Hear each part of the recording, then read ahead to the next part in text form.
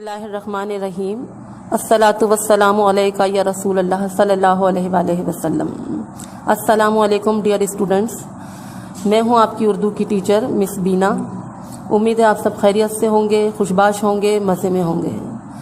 جیسا کہ آپ جانتے ہیں اسٹوڈنٹس کہ اس وقت ملک پاکستان کے جو حالات چل رہے ہیں، بلکہ پوری دنیا کے جو حالات چل رہے ہیں، یہ اللہ تعالیٰ کی طرف سے آزمائش ہے ہمارے لیے، واللہ عالم جو کچھ بھی ہے، لیکن پوری دنیا کا کاروبار بند ہو گیا، جس میں لازمی سی بات ہے ہمارا اسکول کا نظام، ہماری پڑھائی کا سلسلہ رک گیا، بچوں کا بہت نقصان ہوا ہے تعلیم کا۔ تو ہماری یہ کوشش ہے کہ جو سلسلہ تعلیم کا ہمارا معطل ہو گیا تھا اسے ہم پھر سے جاری و ساری کریں، لیکن اس کے لیے ضروری ہے آپ کی توجہ، آپ کا دھیان، آپ کی دلچسپی۔ یہاں ہم آپ کو اردو کی میٹرک کلاس کا پہلا سبق پڑھائیں گے، اور ہم حصہ نظم سے حمد لیں گے، اور ہم حمد کی آپ کو وضاحت کریں گے، اور اس کے شاعر کا آپ کو حوالہ بتائیں گے، جسے آپ کو پوری توجہ سے سننا ہے، ذہن نشین کرنا ہے۔ جی تو اسٹوڈنٹس، یہاں ہمارے پاس ہے پیج نمبر 117۔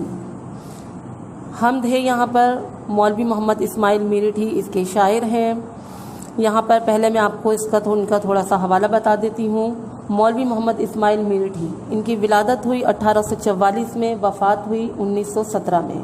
میرٹھ کے شہر میں پیدا ہوئے اور ابتدائی تعلیم میرٹھ میں ہی پائی۔ اسماعیل میرٹھی کا شمار بچوں کے اہم شاعروں میں ہوتا ہے۔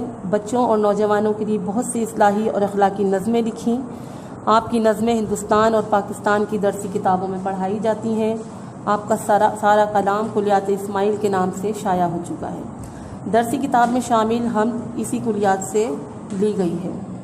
اب آ جاتے ہیں ہم کہ حمد کسے کہتے ہیں، حمد کی تعریف کیا ہے۔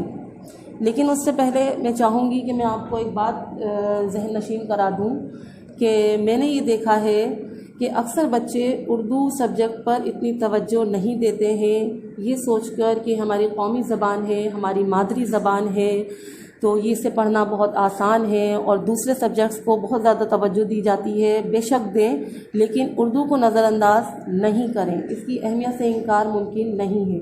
بے شک یہ ہماری قومی زبان ہے، لیکن یاد رکھیے گا، کوئی چیز کتنی بھی آسان ہو، لیکن وہ ہم سے ہماری توجہ مانگتی ہے، آپ کی توجہ مانگتی ہے۔ اگر وہ توجہ آپ اسے نہیں دیں گے تو آسان سے آسان چیز بھی آپ کے لیے مشکل بن جائے گی۔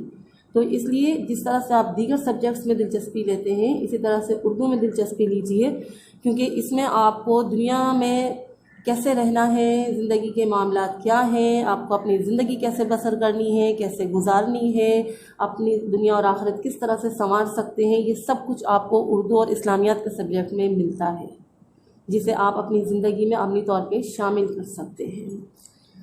تو میں امید کرتی ہوں کہ آپ توجہ سے اس ویڈیو کو سنیں گے اور ذہن نشین کرنا چاہیں گے۔ اب آپ کو بتاتے ہیں کہ حمد کا مطلب کیا ہے، حمد کی تعریف کیا ہے۔ حمد ایسی شاعری یا نظم کو کہتے ہیں جس میں صرف اور صرف اللہ تعالیٰ کی تعریف و توصیف بیان کی جائے۔ حمد میں اللہ کی ثنا، اس کی بزرگی، کبریائی، صفات، قدرت و طاقت کا ذکر ہے، اور اس کے احسانات اور نعمتوں کا شکر ادا کیا جاتا ہے۔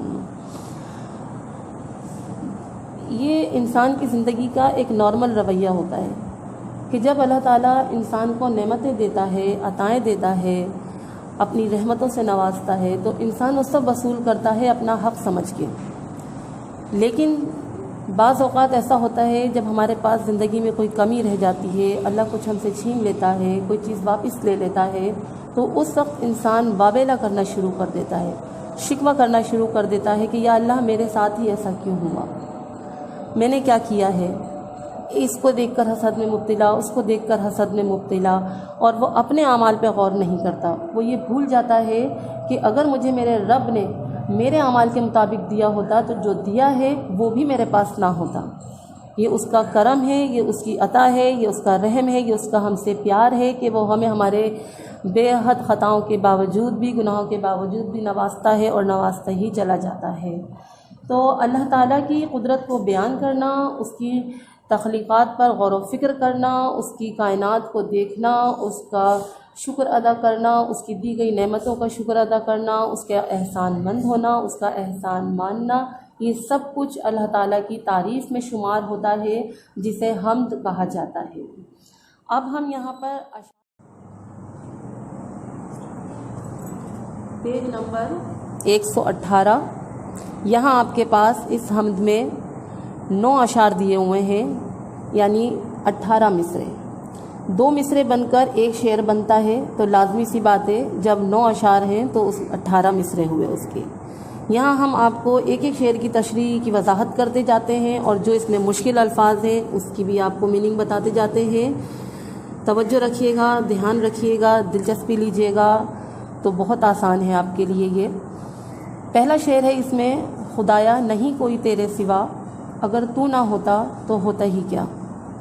یہاں اللہ تعالیٰ کی شان بیان کی جا رہی ہے، اس کے واحد اور یکتا ہونے کا اقرار کیا جا رہا ہے، اس کی کبریائی، اس کی بزرگی کا اعتراف کیا جا رہا ہے۔ مولانا محمد اسماعیل میرٹھی اس شعر میں کہتے ہیں کہ اللہ تعالیٰ کی وحدانیت اور یکتائی، یعنی جب کائنات کا وجود ہی نہ تھا تو صرف اللہ کی ذات موجود تھی، اور جب اس نے اس کائنات کو تخلیق کیا اس وقت بھی اللہ تعالیٰ کی ذات موجود تھی۔ شاعر اس شعر میں کہتے ہیں کہ اللہ کے سوا کوئی معبود نہیں، وہ ہمیشہ سے ہے اور ہمیشہ رہے گا۔ اگر اللہ کی ذات موجود نہ ہوتی تو نہ یہ کائنات تخلیق ہوتی اور نہ اس کائنات میں موجود حسن و رعنائی ہوتی۔ وہی ذات باری تعالیٰ ہے جس نے اس دنیا کو بنایا، اس میں انسان، حیوان، چرند پرند اور نباتات کو پیدا فرمایا، زمین و آسمان پیدا کیے۔ ان تمام چیزوں کی موجودگی ہی اللہ کے ہونے کا پتہ دیتی ہے، گواہی دیتی ہے۔ اگر اللہ کا وجود نہ ہوتا تو کائنات کا وجود ہی نہ ہوتا، اور نہ ہی کائنات کی تخلیق ہوتی۔ لازمی سی بات ہے جب خالق ہی نہ ہوتا تو تخلیق کیسے ہوتی۔ اب ہم آ جاتے ہیں دوسرے شعر پر: تصور تیری ذات کا ہے محال۔ یہاں تصور کہا گیا ہے دھیان اور خیال کو، محال کہا گیا ہے۔ ویسے تو محال کا مطلب ہے مشکل، لیکن یہاں کیونکہ ہم اللہ کی ذات کے بارے میں بات کر رہے ہیں تو اس شعر کے حساب سے جو میرا خیال ہے اس کا مطلب بننا چاہیے ناممکن، کیونکہ وہ رب ہے، اس کی ذات کا تصور مشکل نہیں ہے، ناممکن ہے ہمارے لیے۔ کسے یہ سکت اور کہاں یہ مجال۔ سکت کہا گیا ہے طاقت اور ہمت کو۔ اللہ تعالیٰ ایک نور ہے جو ہمیں ظاہری آنکھ سے نہیں دکھتا۔ اگر ہم اللہ تعالیٰ کو دیکھنا چاہتے ہیں تو ہمیں اس کی تخلیقات کو دیکھنا ہے، ہمیں اس کی نعمتوں کو دیکھنا ہے، ہمیں اس کی قدرت کو دیکھنا ہے، اس کی بنائی گئی مخلوقات کو دیکھنا ہے۔ آپ دیکھتے ہیں جب ہم کوئی ناول پڑھتے ہیں، کوئی کہانی پڑھتے ہیں، کوئی سفر نامہ پڑھتے ہیں، تو اگر لکھنے والے کی قلم میں اتنی طاقت ہے کہ وہ قاری کو اپنے حصار میں باندھ لے، تو جو مناظر، جو سین ہمارے سامنے لکھے ہوئے ہوتے ہیں تو وہ گویا ہمارے ذہن میں ایک فلم کی طرح چلتے ہیں۔ لگتا ہے کہ وہ کردار ہمارے سامنے زندہ چل رہے ہیں، پھر رہے ہیں، وہ تمام مناظر ہماری آنکھوں کے سامنے سے گزر رہے ہیں۔ لیکن یہ ہے انسانی معاملات، انسانی زندگی کے معاملات۔ انسان دوسرے انسان کو تصور میں دیکھ سکتا ہے، انسان دنیا کے مناظر تصور میں دیکھ سکتا ہے، جو کچھ اس کے پاس نہیں ہے، جو اس کی خواہشات ہیں، جو وہ پانا چاہتا ہے، اگر وہ اس کو حاصل نہیں ہو رہی ہیں تو وہ اپنی ایک خیالی دنیا بنا لیتا ہے، تصور کی آنکھ سے وہ سب کچھ پا لیتا ہے جو وہ حاصل کرنا چاہتا ہے۔ لیکن یہ ایک انسان کے معاملات ہیں، انسانی زندگی کے معاملات ہیں۔ یہاں ہم بات کر رہے ہیں رب کی، رب کائنات کی، تخلیق کار کی، جو واحد ہے، جو سب سے بڑا ہے۔ تو اس کی ذات کا تصور کسی بھی طرح سے ظاہری آنکھ سے ہم نہیں دیکھ سکتے، اپنے دھیان میں نہیں لا سکتے، اپنے خیال میں نہیں لا سکتے کہ اس کا وجود کیسا ہے، وہ دکھنے میں کیسا ہے، اس کی ساخت کیسی ہے۔ یہ سب چیزیں ہمارے لیے محال ہیں۔ ہم اس کو دیکھنا چاہتے ہیں، ہمیں سجدے کرنے پڑیں گے، ہمیں سجدوں میں رونا پڑے گا، ہمیں اس کی نعمتوں کا شکر ادا کرنا پڑے گا، اس کی کائنات پہ غور و خوض کرنا پڑے گا، ورنہ انسان کی یہ مجال نہیں کہ وہ رب کا تصور کر سکے، رب کو وہ تصور میں دیکھ سکے، اس کے دھیان کو، اس کے خیال کو اپنے دل و دماغ میں لا سکے، بسا سکے۔ یہاں پر ہمارے پاس تیسرا شعر ہے: بنائی ہے تو نے یہ کیا خوب چھت۔ یہاں چھت سے مراد شاعر کی آسمان کو کہا گیا ہے کہ جس طرح سے ایک آسمان نے تمام کائنات کو اپنے اندر، اپنے نیچے سما رکھا ہے، چھپا رکھا ہے، وہ اس رب نے وہ آسمان ایسے تخلیق کیا ہے کہ ہے سارے عالم کی جس میں کھپت کھپت کہتے ہیں سما جانا، عالم کہتے ہیں پوری دنیا کو۔ آپ جانتے ہیں بچوں کہ یہ آسمان کس چیز پر ٹکا ہوا ہے؟ یہ آسمان ٹکا ہوا ہے پانی کے اوپر۔ جس وقت یہ آسمان تخلیق کیا گیا تھا تو یہ لرز رہا تھا کیونکہ اس کی تخلیق پانی پر ہوئی ہے، لیکن جب اس آسمان کے اوپر اللہ تعالیٰ نے لکھا لا الہ الا اللہ محمد الرسول اللہ، محمد کا نام اس پہ لکھا گیا ہے، تو وہ آسمان اپنی جگہ قائم و دائم ہو گیا ہے، وہ اپنی جگہ رک گیا ہے۔ یہ ہے اللہ کی طاقت، یہ ہے اللہ کی قدرت جسے نہ ہم سمجھ سکتے ہیں، جسے ہم نہ جان سکتے ہیں۔ یہاں ارشاد باری تعالیٰ ہے اور تم اپنے رب کی کون کون سی نعمتوں کو جھٹلاؤ گے۔ اس شعر میں شاعر نے کائنات کی تخلیق کی وضاحت کرتے ہوئے اللہ کی کبریائی بیان کی ہے۔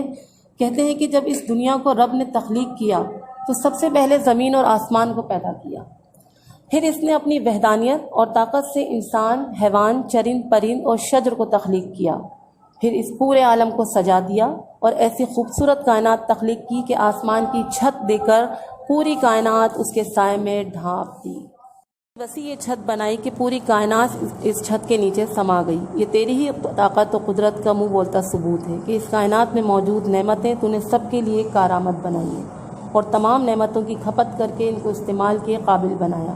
اس طرح تمام چیزیں کائنات میں سما گئیں جس میں اللہ کی بنائی ہوئی تمام جاندار اور بے جان مخلوق موجود ہیں۔ بے شک رب کائنات ہونا ہی تیرے ہونے کی دلیل ہے۔ اب آ جاتے ہیں ہم شعر نمبر 4 پہ۔ یہ تارے جو ہیں آتے جاتے ہوئے، چمکتے ہوئے، جگمگاتے ہوئے، یہ تاروں کا اس میں ذکر کیا گیا ہے، آسمان پر موجود ستاروں کا، کہ کس طرح سے آتے جاتے ہیں، یعنی دن کس طرح سے نکلتا ہے اور رات کس طرح سے ہوتی ہے۔ دن اور رات کے آنے جانے کو کہا گیا ہے یہ تارے جو آتے جاتے ہیں۔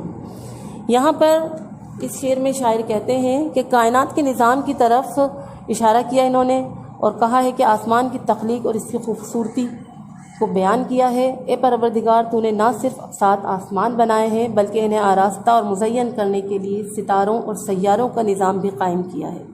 یہ روشن ستارے رات میں وہی کام سر انجام دیتے ہیں جو دن میں سر انجام دیتا ہے سورج۔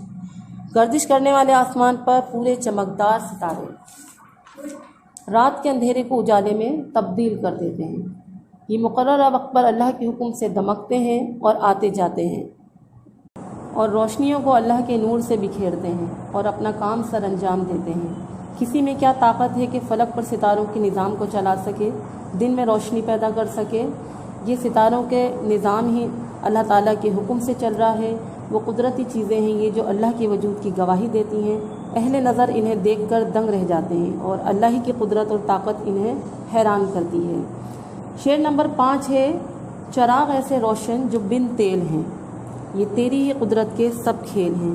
یہاں پر بھی آسمان پہ جڑے ستاروں کا ذکر کیا گیا ہے کہ جو روشن ہیں صرف اور صرف اللہ کے حکم سے، جنہیں نہ دنیاوی چیزوں کی کے محتاج نہیں ہیں، جو جنہیں نہ تیل کی ضرورت ہے جلنے کے لیے، روشنی پھیلانے کے لیے، نہ پانی کی ضرورت ہے، نہ کسی انسانی طاقت کی ضرورت ہے۔ یہاں ہم اس کی تفصیلی تشریح کرتے ہیں اور بتاتے ہیں کہ اس شعر میں شاعر کائنات میں موجود چاند، سورج، ستاروں اور سیاروں کا تذکرہ کرتے ہوئے نظام قدرت کی طرف اشارہ کرتے ہیں کہ نظام قدرت نے جو چیزیں دی ہیں وہ صرف اور صرف حکم الہی سے روشن ہیں اور اللہ کی قدرت اور طاقت نے انہیں روشن کر رکھا ہے۔ نہ ان چیزوں کو تیل کی ضرورت ہے، نہ پانی کی، اور نہ ہی انسانی خدمت کی۔ بس پورا نظام کائنات اللہ کے حکم کا محتاج ہے۔ اس کے لیے یہ ایک معمولی اور آسان کام ہے کیونکہ ہر چیز اس کے حکم کی تابع ہے اور یہ اللہ کی قدرت اور طاقت سے روشن نظر آتی ہیں۔ سورج کو روشنی اللہ نے عطا کی، چاند اور ستاروں کو چمک اللہ نے عطا کی۔ وہی نظام ہستی کو چلانے والا ہے اور روشن کرنے والا ہے، بے شک اسے ہر طاقت حاصل ہے۔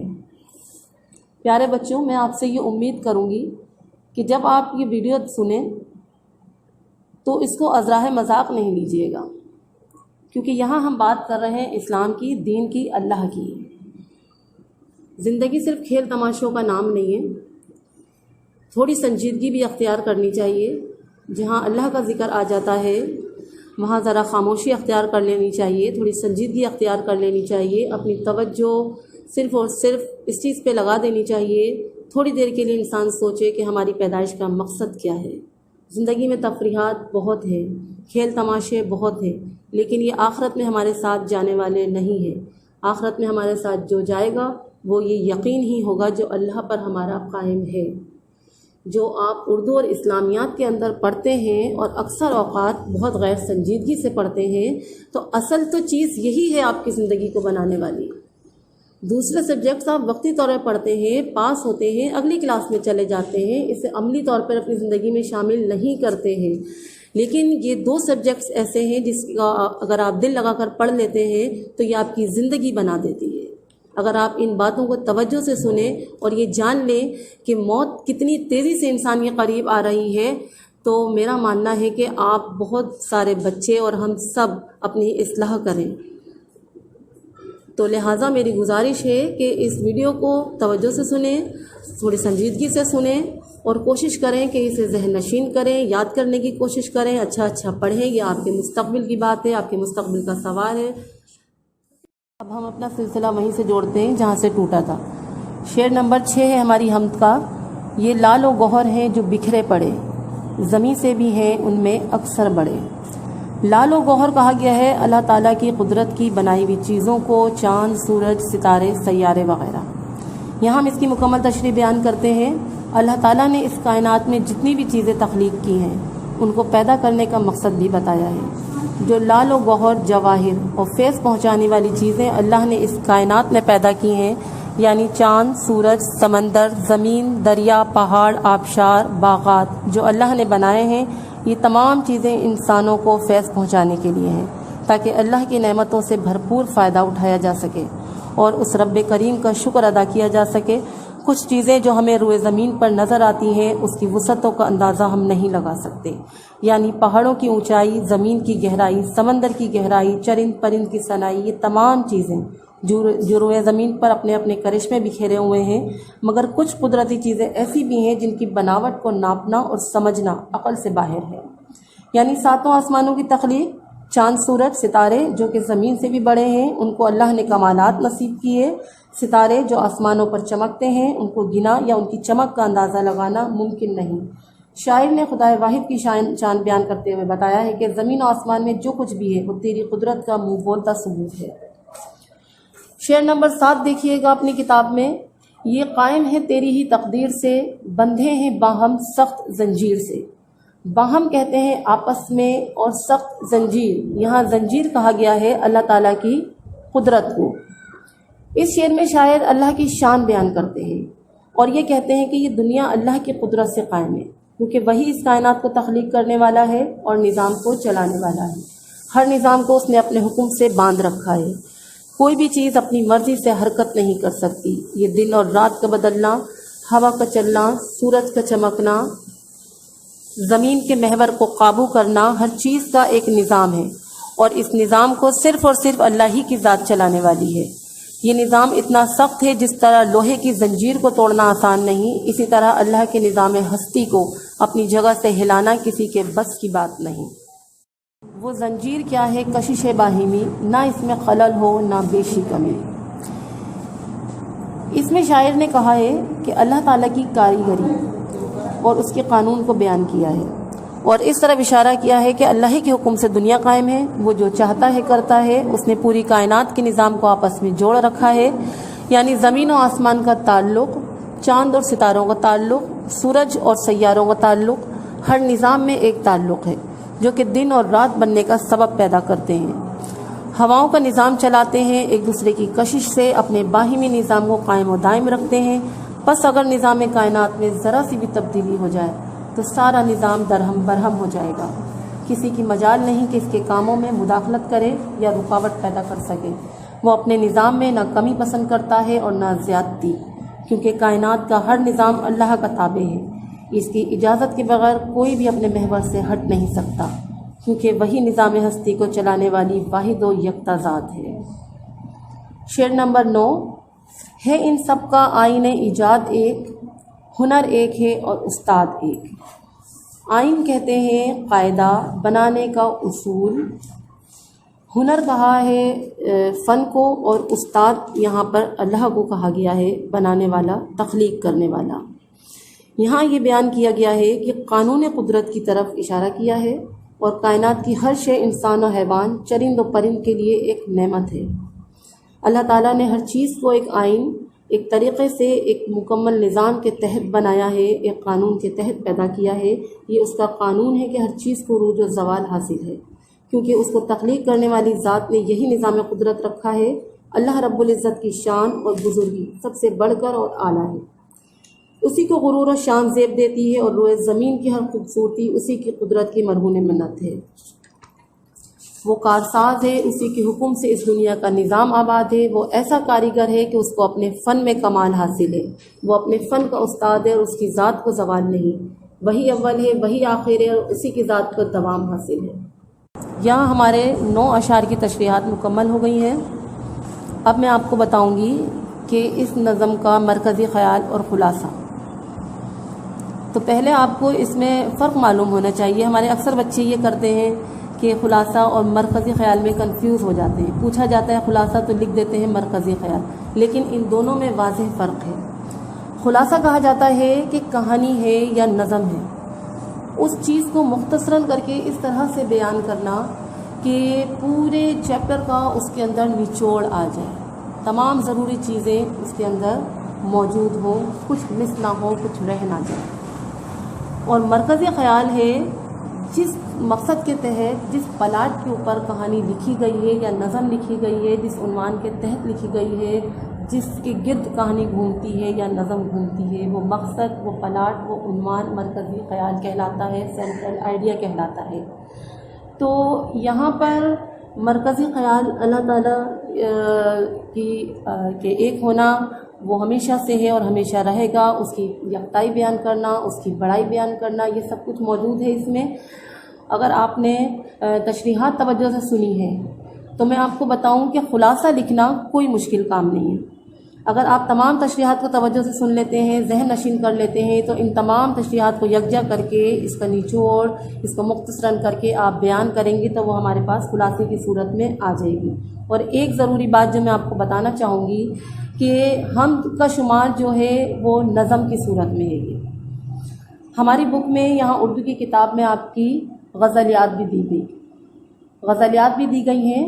تو یہ بات یاد رکھیے گا کہ غزل کا مرکزی خیال نہیں ہوتا، غزل کا کوئی مرکزی خیال نہیں ہوتا ہے، کیونکہ اس کا ہر شعر ایک دوسرے سے مختلف ہو سکتا ہے، لیکن نظم کا مرکزی خیال ہوتا ہے۔ یہ ایک پلاٹ کے تحت لکھی جاتی ہے، ایک عنوان پر لکھی جاتی ہے۔ نثر کا مرکزی خیال ہوتا ہے، لیکن غزل کا مرکزی خیال نہیں ہوتا ہے۔ امید ہے آپ نے توجہ سے سنا ہوگا اور اس کو ذہن نشین کرنے کی کوشش کیجیے۔ اگر کوئی کمی رہ گئی ہے، کوئی سوال آپ کے ذہن میں ہے، کچھ مس ہو گیا ہے، کچھ سمجھ میں نہیں آتا ہے، تو انشاءاللہ تعالی جب ہماری کلاسز اسٹارٹ ہوں گی تو اس کمی کو ہم وہاں پورا کر لیں گے۔ ہم اپنے اس حمد کا ریویژن کر لیں گے دوبارہ، بشرطے کہ آپ توجہ دیجیے، آپ محنت کیجیے، آپ دل لگا کر اردو سبجیکٹ کو پڑھیے اور تھوڑی محبت سے پڑھیے، دل سے پڑھیں۔ اچھا جناب، اپنا بہت خیال رکھیے گا۔ اللہ حافظ۔ وہ